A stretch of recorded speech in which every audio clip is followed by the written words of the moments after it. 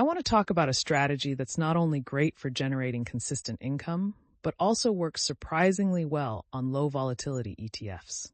Yes, I'm talking about the covered strangle.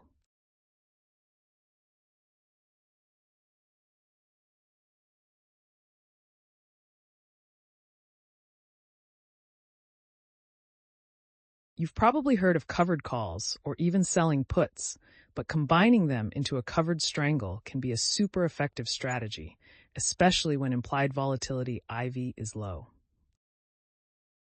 So let's dive into why this works and how you can do it on low IV ETFs like SCHD, SPY, or even QQQ.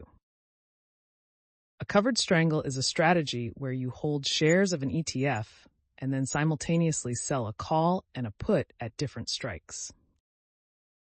Basically, you're combining a covered call and a cash-secured put. It might sound risky, but it can be really efficient when the market isn't moving much, which is often the case with low IV ETFs.